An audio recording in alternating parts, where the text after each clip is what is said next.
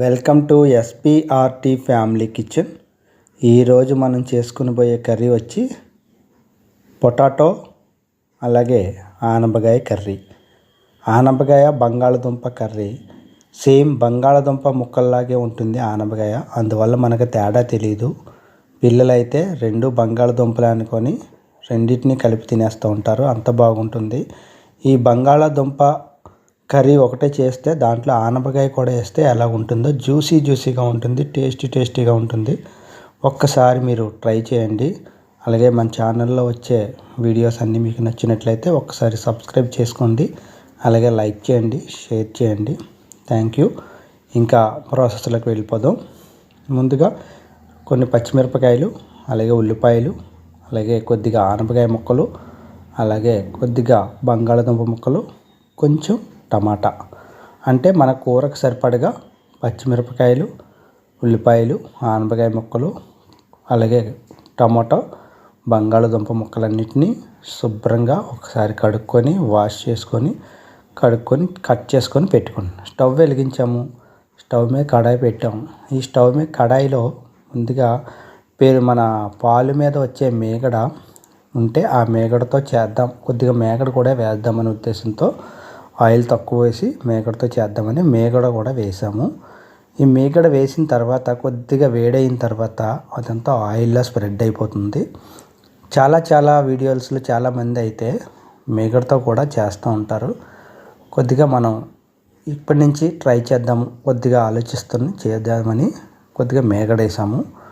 అలాగే ఆయిల్ కూడా వేసేసాను. ఆయిల్లో ఆల్రెడీ పసుపు, ఉప్పు, కారం కూడా కొద్దిగా మిక్స్ అయి ఉంటుంది. ఎందుకంటే నిన్నటి కర్రీలో కొద్దిగా ఆయిల్ ఎక్కువైపోతే ఆయిల్ తీసేసాము. వేసిన తర్వాత ఉల్లిపాయ పచ్చిమిరపకాయలు వేసిన తర్వాత ఆ ఆయిల్ మీకు వేయించడం చూపించలేదు, అందువల్ల ఆయిల్ మీకు వేసినట్టు తెలియలేదు. పచ్చిమిరపకాయలు, ఉల్లిపాయలు కూడా వేసేసి అదే ఆయిల్లో బాగా ఫ్రై చేయండి.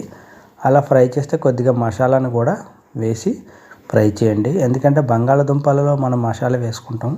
అలాగే ఈ మసాలా అనేది మన ఆనపకాయ ముక్కలకు కూడా పట్టి ఎంతో టేస్టీగా కమ్మగా ఉంటుంది. అదిగోండి నిన్న తీసిన ఆయిల్ గ్లాసు, ఈ ఆయిల్లోనే మిగిలిపోతే నిన్న తీసిన ఆయిల్ వేసేసాను, చూపించాను కదా.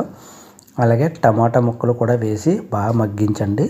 ఈ టమాటా ముక్కలు తర్వాత ఉల్లిపాయలు, పచ్చిమిరపకాయలు మసాలాలో బాగా మగ్గేటప్పుడు కొద్దిగా టైం పడుతుంది. అందుకని మనం ఏం చేస్తామంటే టమాటా ముక్కలకి కొద్దిగా మూత పెట్టేస్తాము. మూత పెట్టి మళ్ళీ 10 నిమిషాలు అయిన తర్వాత మూత తీస్తే చూడండి, మంట సిమ్లో ప్లేలో ఉంచుకొని ఈ 10 నిమిషాల్లో టమాటా అంతా బాగా మగ్గిపోయి జ్యూసీగా తయారైపోతుంది. అలా తయారైపోయినప్పుడు మనం ఏం చేస్తామంటే ఇంకా నెక్స్ట్ మన ప్రాసెస్ బంగాళదుంపలు వేస్తాం. కొంచెం బంగాళదుంపలు కొద్దిగా లేట్ ఉడుకుతాయి ఆనపకాయ ముక్కల కంటే, అందుకని ముందు బంగాళదుంపలన్నింటినీ కూడా ఈ యొక్క టమాటా, పచ్చిమిరపకాయలు, ఉల్లిపాయలు మసాలా వేసిన దాంట్లో ఈ బంగాళదుంపల్ని కూడా బాగా మగ్గించాలి.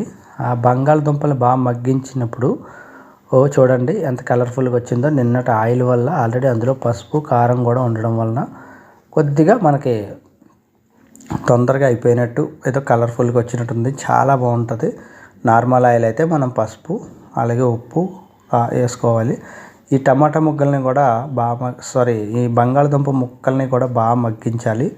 మగ్గించి మళ్ళీ మూత పెట్టుకోవడం చేసుకుంటూ 5 మినిట్స్కి 2 మినిట్స్కి ఒకసారి చెక్ చేసుకుంటూ ఉంటే మనకి బంగాళదుంపలు కూడా బాగా మగ్గుతాయి. అయితే ఈ బంగాళదుంపలు మగ్గే ప్రాసెస్లో తర్వాత కొద్దిగా ఉప్పు మనం వేయలేదు కాబట్టి ఉప్పు వేసుకోండి. ఉప్పు వేసుకొని బాగా మిక్స్ చేయండి. మిక్స్ చేస్తే మనకి తర్వాత కొద్దిగా కారం కూడా వేసేయండి. ఎందుకంటే కారం వేసేసిన ఈ ఆయిల్లో ఆల్రెడీ కారం ఉంది కాబట్టి కొద్దిగా కారం చూసి వేసుకోండి. లేదు మీకు సరిపోలేదు అనుకుంటే హాట్గా కావాలంటే 1 స్పూను, అంటే టీ స్పూనే కాబట్టి కొద్దిగా ఎక్కువ వేసుకోవచ్చు. చెక్ చేసుకోండి. నాకైతే సరిపోతుంది, ఆల్రెడీ ఆయిల్లో కూడా కొద్ది కారం కూడా ఉంది.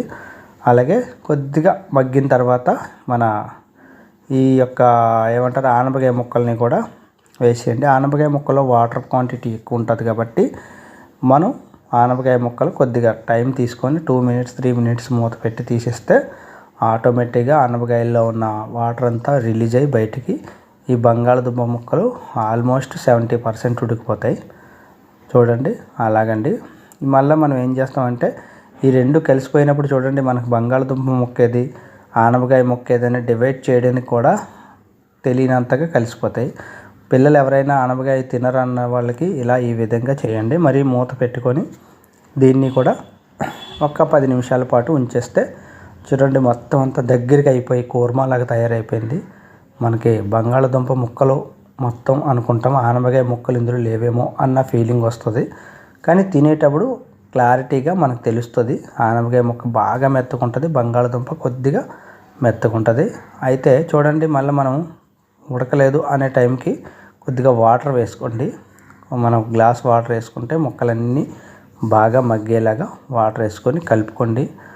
మీరు ఈ టైంలో ఒకసారి టేస్ట్ కూడా చెక్ చేసుకోండి. ఎందుకంటే మనకి ఈ టైంలో టేస్ట్ చెక్ చేసుకుంటే ఆ టేస్ట్ అనేది మనకి చివరి వరకు కంటిన్యూ అవుతుంది. ఒకవేళ ఉప్పు ఏదైనా సరిపోకపోయినా, కారం సరిపోకపోయినా ఇలాంటప్పుడు మనం టేస్ట్గా చేసేసుకొని ఒకసారి మనం మూత పెట్టేసుకుంటే ఒక 5-6 మినిట్స్ వరకు మూత కంటిన్యూగా తీయకుండా హై ఫ్లేమ్లో పెట్టి బాగా మగ్గించేయండి.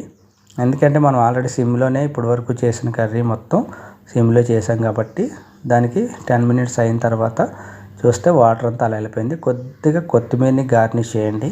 కొద్దిగా కొత్తిమీరని గార్నిష్ చేస్తే తర్వాత ఆ కొత్తిమీరని కూడా గార్నిష్ అయిన తర్వాత ఒక్కసారి ఇది మరి కసూరి మేతి అండి, కసూరి మేతిని కూడా వేసాము.